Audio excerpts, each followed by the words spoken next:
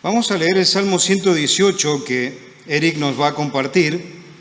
No tiene desperdicio, ninguno de los versículos. Alabad al Señor porque Él es bueno, porque para siempre es su misericordia. Diga ahora Israel que para siempre es su misericordia. Diga ahora la casa de Aarón que para siempre es su misericordia. Digan ahora los que temen al Señor que para siempre es su misericordia. Desde la angustia invoqué al Señor y me respondió el Señor poniéndome en lugar espacioso. El Señor está conmigo, no temeré lo que me pueda hacer el hombre. El Señor está conmigo entre los que me ayudan, por tanto yo veré mi deseo en los que me aborrecen. Mejor es confiar en Yahvé que confiar en el hombre. Mejor es confiar en Yahvé que confiar en príncipes. Todas las naciones me rodearon, mas en el nombre del Señor yo la destruiré. Me rodearon y me asediaron, mas en el nombre del Señor yo las destruiré. Me rodearon como abejas, se enardecieron como fuego de espinos, mas en el nombre del Señor yo las destruiré. Me empujaste con violencia para que cayese, pero me ayudó el Señor. Mi fortaleza y mi cántico es Yahvé, y Él me ha sido por salvación. Voz de júbilo y de salvación hay en las tiendas de los justos. La diestra del Señor hace proezas. La diestra del Señor es sublime. La diestra del Señor hace valentías. No moriré, sino que viviré, y contaré las obras de Yahvé. Me castigó gravemente el Señor, mas no me entregó a la muerte. Abridme las puertas de la justicia, entraré por ellas, alabaré al Señor. Esta es puerta del Señor, por ella entrarán los justos. Te alabaré porque me has oído y me fuiste por salvación. La piedra que desecharon los edificadores ha venido a ser cabeza del ángulo. De parte del Señor es esto, y es cosa maravillosa a nuestros ojos. Este es el día que hizo el Señor, nos gozaremos y alegraremos en él. Oh Señor, sálvanos ahora, te ruego, oh Señor, que nos hagas prosperar ahora. Bendito que el que viene en el nombre del Señor. Desde la casa del Señor os bendecimos. El Señor es Dios y nos ha dado luz. Atad víctimas con cuerda a los cuernos del altar. Mi Dios eres tú y te alabaré, Dios mío, te exaltaré. Alabad al Señor porque Él es bueno, porque para siempre es su misericordia. Muy bien. Bueno, creo que voy a tener que poner el púlpito hacia allí, aunque Armando me va a matar, porque creo que ahí os está más fresco o son más cómodas las sillas, no lo sabemos. Bueno, como ha leído Marcelo, estamos en el Salmo 118 y, como sabéis, dentro de los salmos hay como colecciones de salmos o libros o se juntan varios salmos y sirven o tienen una función específica. Y los salmos del 113 al 118 se llaman los salmos Jalel, o no sé cómo decirlo de otra manera, salmos Jalel. Y estos salmos están relacionados con la fiesta de la Pascua. Los judíos los cantaban en la fiesta de la Pascua. Y si pensamos por un momento en lo que era la Pascua, como sabéis, el pueblo de Israel celebraba pues que en tiempos antiguos, cuando eran esclavos en Egipto, Dios les liberó a través de muchísimas obras y señales, y específicamente la Pascua recuerda pues esa última plaga donde los primogénitos de Egipto murieron. En cambio, ¿qué tenía que hacer el pueblo de Israel? Matar a un cordero y con la sangre pintar los dinteles, el marco de la puerta. Entonces, el ángel pasaba y no mataba al primogénito.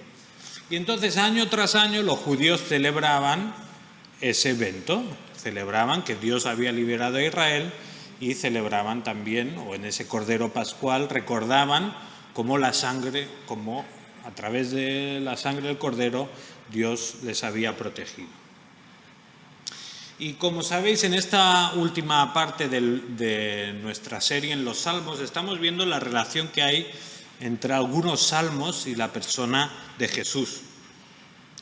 Y en el Salmo 118, yo creo que al haberlo leído ya os han venido al menos frases que os recuerdan a la historia o a la vida de Jesús, ¿verdad? Y vamos a ver varias cosas de ellas, pero no podemos olvidarnos que también este Salmo 118, en primer lugar, fue escrito por israelitas para el pueblo de Israel y hablando de su propia historia. Y empezamos en el versículo 1, el salmista empieza con un llamado a dar las gracias a Dios. Dice, dad gracias al Señor porque Él es bueno, porque para siempre es su misericordia. Esta expresión se repite a lo largo de los primeros 4 versículos y yo creo que ya nos suena, ¿verdad?, de otros salmos, esta expresión de porque para siempre es su misericordia. Y aunque es una frase muy repetida en todos los salmos, que se repita no le resta importancia, sino al revés. Lo que hace nos ayuda a entender que esta idea de porque para siempre es su misericordia, pues tiene mucha importancia. Fijaos, el Salmo sigue, pasamos ahora al versículo 5, y a lo largo de todo el Salmo vamos un poco viendo la experiencia del pueblo de Israel. En algunos momentos sufrieron, pasaron por momentos difíciles. Versículo 5, en medio de mi angustia invoqué al Señor. Después habla también del asedio de las naciones, de cómo rodeaban a Israel como avispas, como abejas. No sé si os ha pasado alguna vez, ¿os han rodeado abejas o avispas? Como mucho 1 o 2, ¿no? Pero imagínate un buen puñado de avispas, pues no tenía que ser algo agradable. Pues esto es como se sentía el pueblo de Israel a veces, como rodeado de avispas, ¿no?, a punto de sufrir peligro. Luego también el versículo 13 habla como de que me empujaron con violencia, como que había sufrido. Israel, en este caso, está representada por el salmista, que a veces veréis que habla en singular, como si fuera una persona sola, pero en verdad está hablando de la experiencia de todo un pueblo a lo largo de la historia. Y aunque pasaron por momentos difíciles, ¿no?, momentos de mucho sufrimiento, fijaos la confianza del salmista. Versículo 6. El Señor está a mi favor, no temeré. ¿Qué me puede hacer el hombre? Y esa misma confianza es la nuestra, ¿verdad? Porque todos podemos pasar y pasamos por momentos difíciles, donde parece que hasta tenemos enemigos, ¿verdad? Personas que nos tienen como fichados entre ceja y ceja, que van a por nosotros. A veces pueden ser jefes, ¿no?, que nos tienen cruzados y que digas lo que digas, todo te parece mal y van como que a buscar cuándo te vas a equivocar, ¿no? A veces es gente que incluso en nuestra propia familia, ¿no?, que hagas lo que hagas, todo les parece mal, se enfadan con nosotros, nos tratan mal. Y incluso a veces puede ser que en la misma iglesia haya gente que va por ti, ¿no?, que quiere machacarte, que por lo que sea le caes mal y tienes enemigos en tu propia iglesia. Y puede ser que en algún momento incluso sintamos miedo de, bueno, quizá no de que nos vayan a pegar o matar, pero sí podemos sentir miedo de que pues destruyan nuestra reputación, de que afecte a nuestros ingresos, de que nos pongan un mal horario en el trabajo. Nos puede dar miedo muchas cosas. Pero un pensamiento nos tiene que dar paz, ¿verdad? Y es el versículo 6. El Señor está conmigo y no tengo miedo. ¿Qué me puede hacer un simple mortal?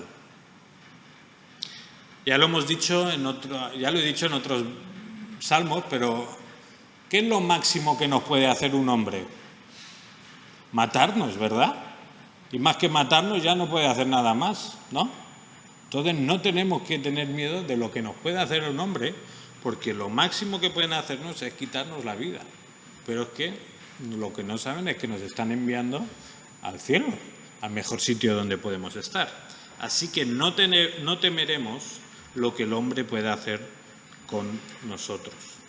Versículo 9 dice, es mejor refugiarse en el Señor que confiar en el hombre. Y si seguimos también avanzando por el Salmo, llegamos al versículo 14, donde leemos que aunque hay dificultades, hay enemigos, hay muchos problemas, dice el salmista, el Señor es mi fortaleza y mi canción.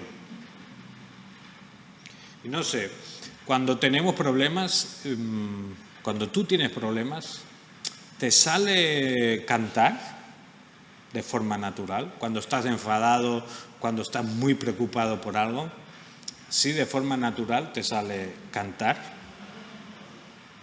No mucho, ¿no? Que cuando estamos contentos y tú oyes jugar a los niños que están jugando y los escuchas, oirás que a veces cantan. ¿Por qué? Porque están contentos, están felices. Cuando tienes una buena noticia y vuelves en coche, pues te sale y empiezas a cantar. Depende de lo que te guste cantar, pero cuando estamos contentos cantamos. Pero cuando estamos preocupados o enfadados, no cantamos tanto, ¿no? Y en cambio aquí el salmista, aunque está reconociendo que hay dificultades, hay problemas, hay peligros, dice, el Señor es mi fortaleza y mi canción. Ahora, hemos dicho antes que estos salmos del 113 al 118 son los que cantaban los judíos en la Pascua, ¿verdad? Ahora, vamos a pensar en los tiempos de Jesús. Ellos celebraban la Pascua y la noche de la cena pascual se ve que cantaban los dos primeros salmos, el 113 y el 114, antes de cenar, y luego del 115 hasta el 118 después de haber cenado. Entonces, lo más lógico es pensar que Jesús, con sus discípulos, cantaba esta canción en la Pascua, ¿verdad? Porque era un judío, era observante de la ley, de las tradiciones, y Jesús con sus discípulos cantaba estas canciones. Ahora, lo interesante es ver, cuando vamos al relato de los evangelios y vemos la última cena que el Señor tiene con sus discípulos, ahí, tanto en Mateo como Marcos, dice que cantaron los himnos y luego se fueron al jardín, para el jardín de Getsemaní, al huerto de Getsemaní. O sea que el Salmo 18 que estamos viendo hoy, que puedes mirar ahora en tu Biblia, es probablemente la última canción que Jesús cantó antes de morir en la cruz. ¿Lo has pensado alguna vez? Este Salmo 118 seguramente fueron las últimas palabras que cantó Jesús con sus discípulos. Entonces, si tenemos eso en cuenta, ahora el Salmo como se hincha más, ¿no? Y coge más importancia para nosotros hoy. Y cuando lo leemos, podemos pensar en qué estaba pensando Jesús cuando cantaba estas canciones y sabía lo que le iba a venir. Porque Jesús ya sabía a lo que se iba a enfrentar, ¿verdad? No le pilló de sorpresa, no estaba ahí sin saber a dónde iba, sino que Jesús tenía muy claro que iba a Jerusalén, que iba a sufrir y que iba a morir. Y pensad, le venía la traición de sus discípulos, la tortura por parte de los romanos, la humillación por parte del pueblo, la soberbia de los judíos y la muerte en una cruz. Pero no solo esto, sino que además Jesús estaba haciendo frente a la mismísima ira del Padre, a la ira de Dios. La ira que nuestros pecados, nuestra desobediencia y nuestra maldad provocó en el Dios perfectamente santo. Jesús se estaba enfrentando a ella y se iba a enfrentar a ella en esos momentos. Y a pesar de tener que hacer frente a todo eso, cantó con confianza cosas como la del versículo 6. Jehová está conmigo, no temeré lo que me pueda hacer el hombre. Y ahora, si leemos el resto del Salmo, teniendo en cuenta que nuestro Señor Jesús lo estaba cantando horas antes de ser sacrificado, pues eso, el Salmo pasa a ser mucho más impresionante. Igualmente, no nos olvidemos, el Salmo cuando fue escrito por el pueblo de Israel, hablando de la historia de Israel, etcétera, etcétera. Pero sí que vemos, ¿no?, esta relación clara que había entre la experiencia del pueblo y del salmista y lo que luego pasó en la vida de Jesús. Fijaos ahora en el versículo 15. Voz de júbilo y de salvación hay en las tiendas de los justos. La diestra del Señor hace proezas. La diestra del Señor es exaltada, la diestra del Señor hace proezas. Aquí el Salmo pues exalta a Dios por su poder y por sus obras maravillosas. Dios hace cosas que nadie más puede hacer. Y a pesar de las dificultades y de los problemas, hay júbilo y hay salvación por la obra del Señor. Fijaos que aquí Israel no se señala a sí mismo, ¿no? Nosotros nos hemos liberado, nosotros somos los fuertes, los capaces, los que destruimos a las naciones, sino que está hablando en todo momento de que es el Señor quien les salva, ¿verdad? Dice, el Señor es mi ayuda, el Señor es mi salvación. Pero si ahora pensamos, ¿no?, en esta relación del Salmo con la vida de Jesús o la vida del Mesías, quizá hay algo que nos llama la atención, ¿no? Fijaos en el versículo 17. Dice, no moriré, sino que viviré y contaré las obras del Señor. El Señor me ha reprendido severamente, pero no me ha entregado a la muerte. Ahora, ¿cómo puede esto referirse al futuro Mesías? ¿Esto se cumplió en Jesús? ¿Jesús murió? Jesús murió, ¿no? Aquí dice, no moriré, viviré, el Señor me ha reprendido, pero no me ha entregado a la muerte. Claro, ¿qué podríamos pensar? Bueno, quizá justo esta parte del Salmo no nos está hablando del Mesías futuro, ¿no? Simplemente está hablando de la experiencia del salmista o del pueblo de Israel en esa época. Podría ser. Ahora, si lo pensamos bien, también podríamos pensar que de alguna manera se cumplieron en Jesús estas palabras, ¿no? Porque aunque Jesús muere de verdad, muere y es sepultado en una tumba, ese no es el final de la historia, sino que Jesús resucita y vuelve a vivir. Entonces, cuando leemos viviré y contaré las obras del Señor, bueno, eso se cumplió en el Señor Jesús, ¿verdad? Y de alguna manera el no morir, se podría considerar que la muerte de Jesús no fue definitiva, sino que fue por un tiempo concreto. Aunque Jesús tuvo que pasar por una muerte y un sufrimiento terrible, él sabía que eso no era el final. Y ya se lo había anunciado a los discípulos, ¿verdad? Moriré, pero al tercer día resucitaré. No lo entendían. Y cuando pasó no se lo creían, ¿verdad? Pero Jesús lo había anunciado. Jesús tenía la plena confianza y seguridad de que al tercer día viviría y contaría las obras del Señor.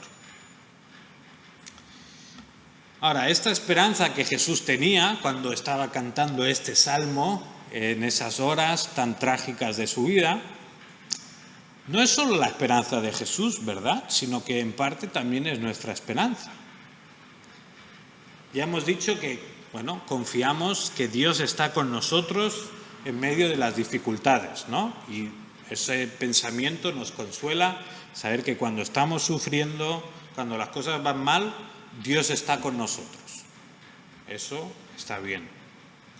Pero ese no es toda la historia, sino que Nuestra esperanza no es solo que Dios nos acompaña en el dolor, sino que un día ese dolor terminará y que la muerte no será el final de nuestras vidas, sino que tendremos vida eterna junto a Dios. Por tanto, qué consuelo es saber que, aunque por un tiempo las cosas no nos van del todo bien, no nos van perfectas, hay problemas, hay sufrimiento en nuestra vida, al final viviremos. Aunque ahora, pues no sé, suspenda mis exámenes, aunque ahora no me saque unas oposiciones, aunque ahora me bajen las ventas en el trabajo, mis jefes me aprieten mucho, aunque mis familiares estén contra mí, aunque tenga una salud terrible, un montón de enfermedades, aunque pasen todas estas cosas, tenemos claro que viviremos y que contaremos las obras del Señor. Jesús cantaba con confianza estas palabras pocas horas antes de morir. Y nosotros podemos cantarlas con confianza también, ¿no? Podemos cantar que no moriremos, sino que viviremos y contaremos las obras del Señor, porque ya sabemos que Jesús resucitó, ¿verdad? Y que su resurrección es la que garantiza nuestra resurrección y nuestra vida eterna junto a Él.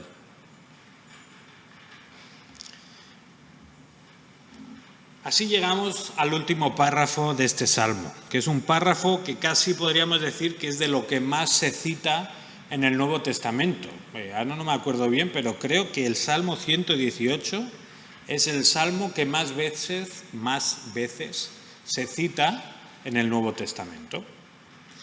Fijaos, versículo 22. La piedra que desecharon los edificadores ha venido a ser la piedra principal del ángulo. Obra del Señor es esto, admirable a nuestros ojos. Y en los Evangelios, Jesús mismo coge este versículo y se señala a él mismo. Y en varias ocasiones les dice a sus discípulos, la piedra que desecharon los edificadores ha venido a ser la piedra principal, la piedra del ángulo. Y los religiosos de la época de Jesús no entendieron muy bien quién era Jesús, ¿no? Aunque ellos esperaban al Mesías, tenían ganas de verlo, no entendieron, cuando lo tuvieron delante, pues no sabían de qué iba la cosa, ¿no? Y bueno, todos sabemos la piedra del ángulo que es. Yo no soy experto en construcción, pero esto lo he llegado a pillar. La piedra del ángulo es cuando hay un arco, la piedra más importante es la del medio, que si tú la quitas, ¿qué pasa? Pues se cae todo el arco, ¿no? Entonces, Jesús dice, yo soy la piedra del ángulo, es decir, la piedra de la que depende todo el edificio. Si me rechazas, no hay edificio, ¿no? Pues eso es lo que hicieron los religiosos, los fariseos. Vieron a Jesús, no me interesa, y rechazaron la piedra angular.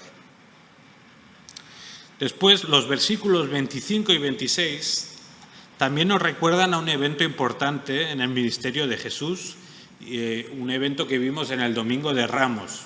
¿Sabéis cuál es, no? ¿Qué pasó en el Domingo de Ramos? Ahí está, muy bien, Manuel. La entrada triunfal a Jerusalén, ¿verdad? Y yo predicaba sobre unos versículos, pero bueno, veo que no os acordáis. Bueno, es broma, sí, ya sé que os acordáis. Unos versículos donde veíamos que el pueblo cantaba y gritaba, ¿no? Y el versículo 25 y 26, pues es lo que cantaban más o menos, ¿no? Dice, te rogamos, oh Señor, sálvanos ahora. Te rogamos, oh Señor, prospéranos ahora.